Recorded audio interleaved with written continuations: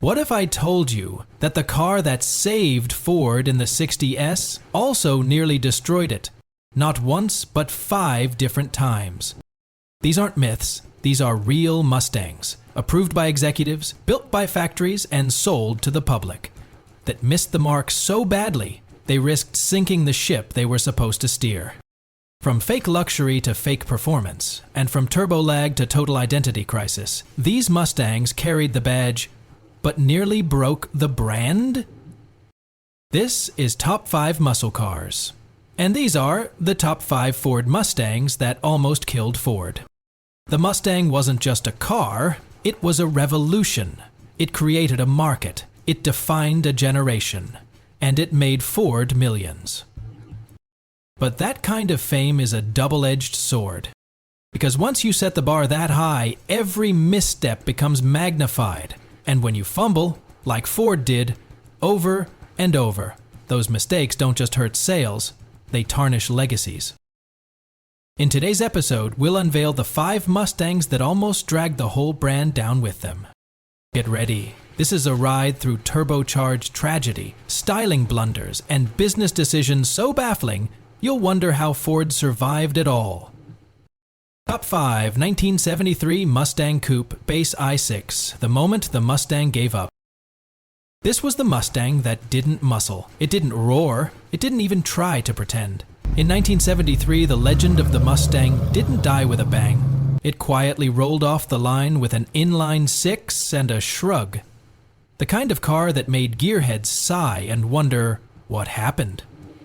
By the early 70s S, the muscle car dream was already on life support. Insurance premiums had become vicious, emissions laws were tightening like a noose, and gas prices were creeping higher. Ford saw the writing on the wall. The high horsepower, tire-shredding Mustang that had defined a generation was becoming a liability. So for 1973, Ford leaned into comfort over performance, safety over speed. They stretched the Mustang's dimensions, softened its styling, and at its core, they gave it an engine that barely qualified as worthy of the name, a 250 cubic inch inline 6, making just 88 horsepower. Let that sink in, 88 horsepower in a Mustang.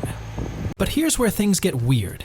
Despite its anemic engine, the 1973 Mustang Coupe sold incredibly well, over 130,000 units. Why? Because it still looked like a Mustang. Long hood, short deck. The illusion was intact, even if the performance wasn't. Buyers didn't seem to care that it took nearly 14 seconds to hit 60. They wanted the badge, the shape, the name, even if the spirit was missing. This wasn't a mistake. It was a test, and it passed. What Ford learned from this Mustang was dangerous. The brand could survive without the brawn. The success of the Base i6 model sent a message up the corporate food chain, that performance didn't matter nearly as much as marketing. That's when the real trouble started, because the 1973 Coupe became a blueprint for what was coming next. The Mustang II.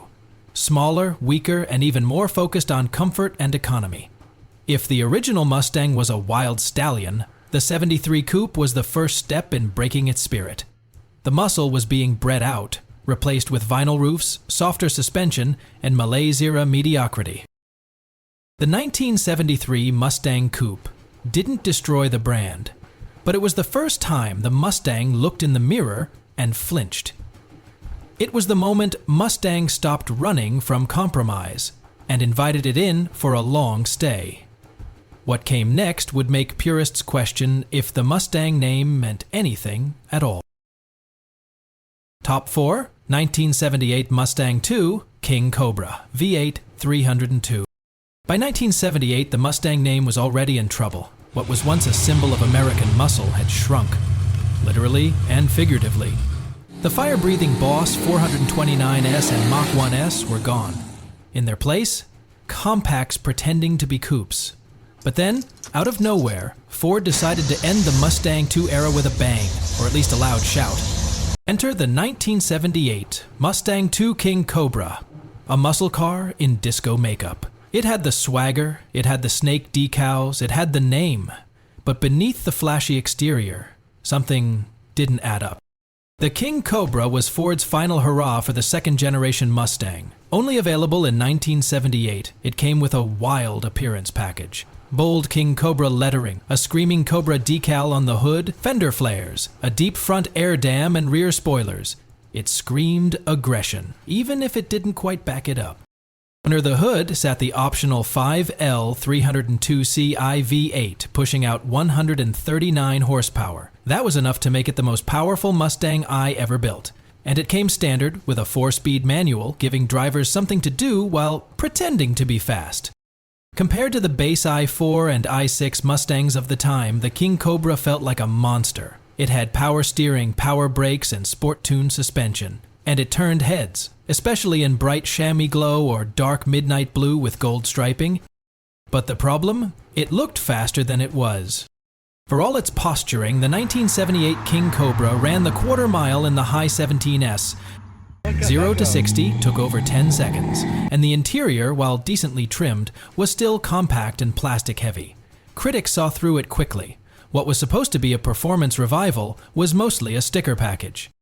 And it wasn't cheap. The King Cobra cost well over $4,000.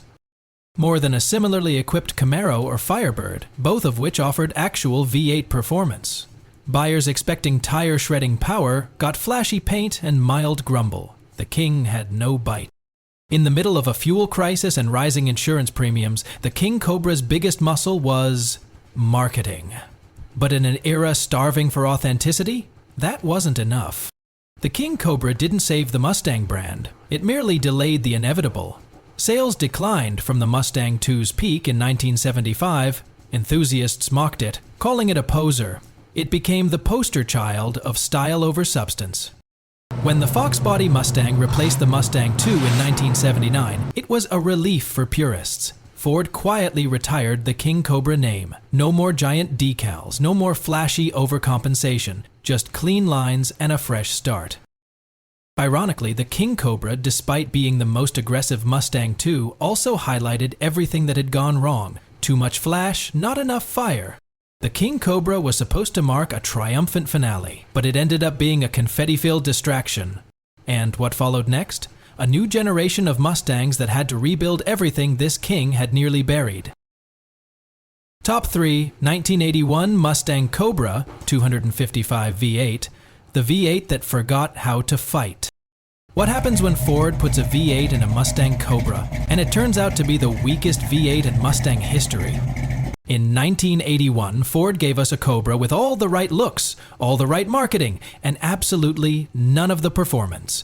It was the muscle car equivalent of a paper tiger, loud on the outside, limp on the inside. And the worst part?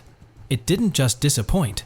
It nearly erased the Cobra name from Mustang history altogether. By 1981, the American muscle car had become a shadow of its former self. The golden age of big blocks and quarter-mile dominance had been smothered by insurance hikes, emissions laws, and skyrocketing fuel costs. Ford was fighting to keep the Mustang alive. The Fox body platform launched in 1979 was smaller, sharper, and more modern. But it lacked the raw, unapologetic spirit of its ancestors. To spark some excitement, Ford reached for a familiar name, Cobra, a name that once meant dominance. Now it was slapped onto the 1981 Mustang with the hope that lightning might strike twice. Visually, it had all the right moves: reverse-facing hood scoop, aggressive front end, Cobra decals, blacked-out trim. It looked like it meant business. The marketing pushed hard. Brochures talked about performance-tuned suspension, sporty styling, and the heritage of the Cobra name. Ads portrayed it as a street fighter for the new decade. For buyers flipping through glossy dealership catalogs, it seemed like the real deal. Even the dashboard gauges had red trim. The bucket seats hugged you tighter, and the overall silhouette screamed attitude. But that was just the wrapping. What was under the hood told a very different story. Instead of the potent 5L or even the experimental Turbo 4 from the year before, the 1981 Cobra got Ford's worst idea yet, the 255 cubic inch V8. On paper, it was a V8. In practice, it was a sad joke. With a paltry 115 horsepower, it made less power than the six-cylinder Mustangs of the late 60s, less than a Toyota Corolla. And it showed. The car limped from 0 to 60 in over 13 seconds. The quarter mile was a humiliating 18-second crawl. Worse still, it came with either a clunky 3-speed automatic or a vague 4-speed manual. Neither helped. That hood scoop? Fake. The promise? Broken. Ford had delivered a Cobra that couldn't bite. And here's the kicker. The 255 V8 wasn't even a high-effort engine. It was a bored-out version of the 302, tuned down for emissions, economy, and let's be honest, mediocrity. It was a parts bin special. No unique tuning, no engineering effort, and definitely no ambition. It was a compromise engine that symbolized the era's worst instincts: do the bare minimum, slap on a legacy badge, and hope nostalgia would cover the gaps. Ford could have chosen differently. They could have kept refining the turbocharged i4, or reworked the 302, but instead, they delivered a Cobra that ran more like a confused Thunderbird, and in doing so, they betrayed the very essence of the name. The Cobra was meant to be feared, not pitied. The backlash was instant. Enthusiasts mocked it, the press refused to take it seriously, sales tanked. Ford quietly killed off the 255 V8 after just 1 year. And more significantly, they buried the Cobra name altogether. From 1982 onward, there was no Cobra Mustang. No decals, no scoop, no illusion. The name was damaged goods, a performance badge that now meant absolutely nothing. For over a decade, it disappeared from showrooms.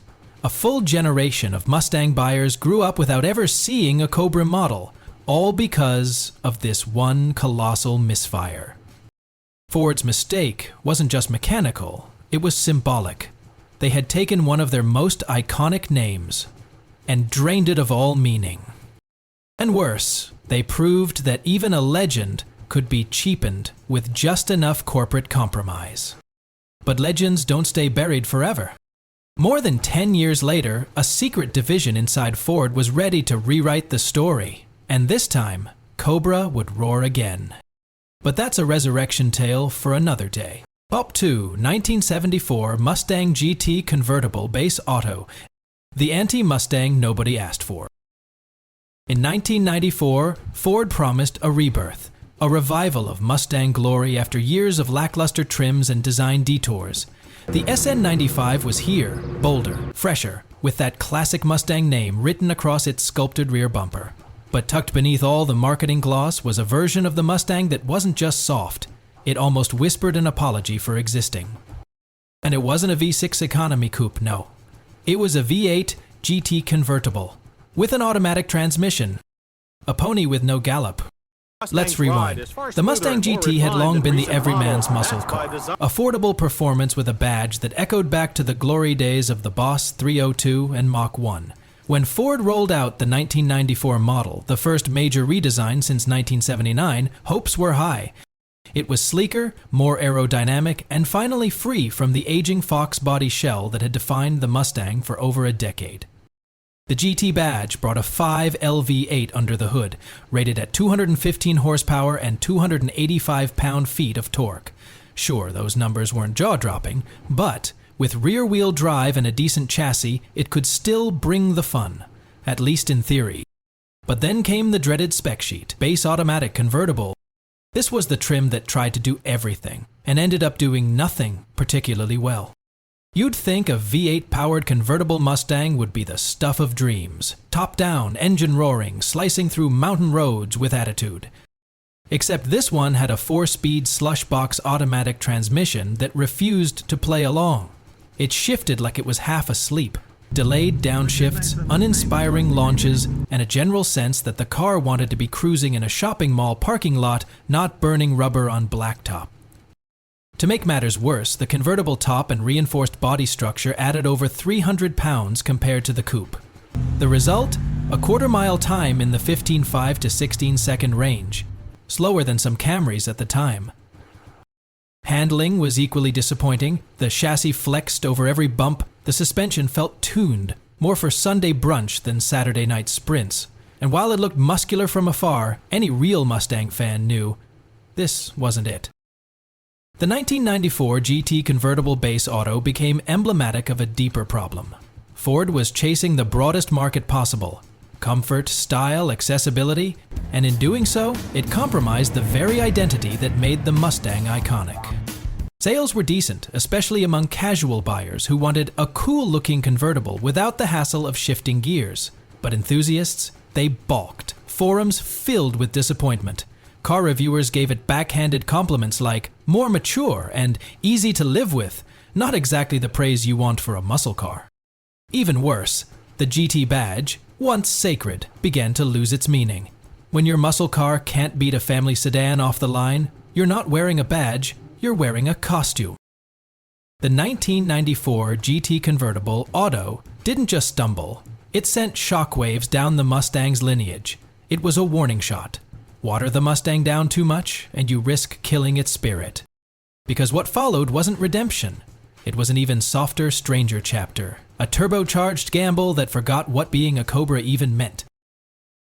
Top 1 2005 Mustang V6 base manual, the retro reboot that tricked everyone.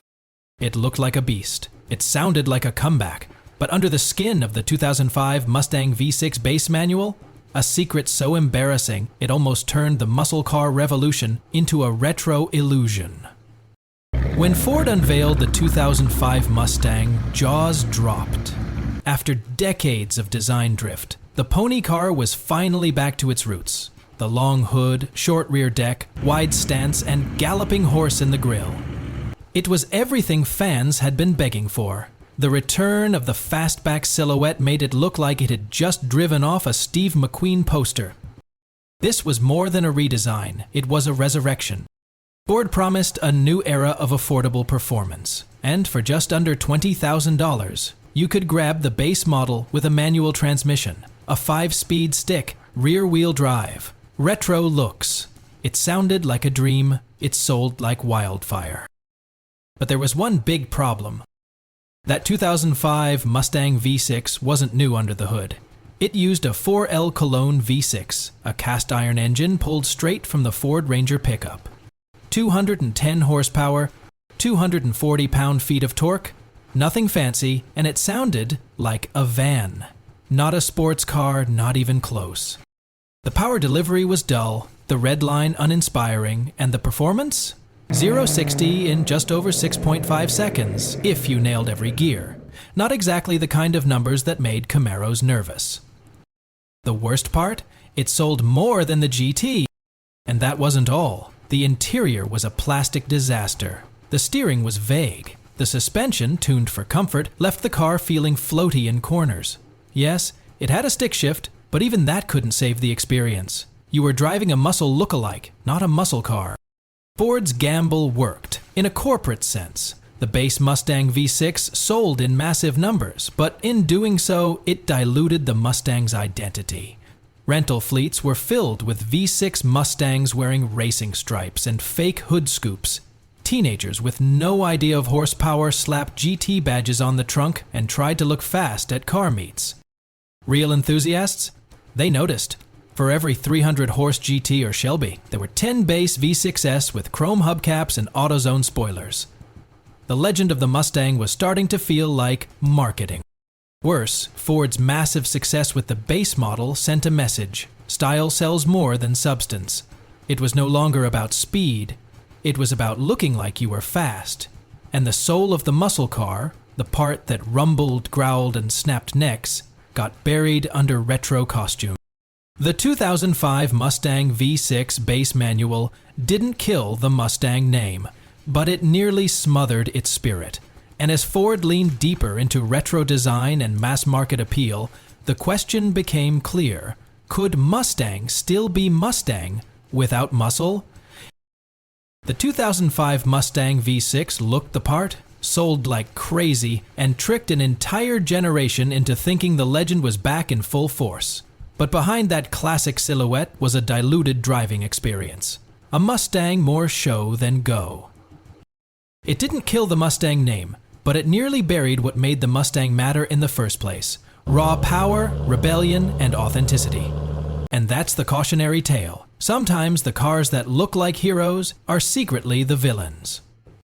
Thanks for watching Top 5 Muscle Cars. If you enjoyed this story and want more untold legends, underrated beasts, and shocking flops from muscle car history, make sure to hit that like button, subscribe, and ring the bell so you never miss a burnout or a breakdown. Got a Mustang memory? Good or bad? Drop it in the comments. We read every one. Until next time, keep it loud, keep it real, and never judge a car by its stripes.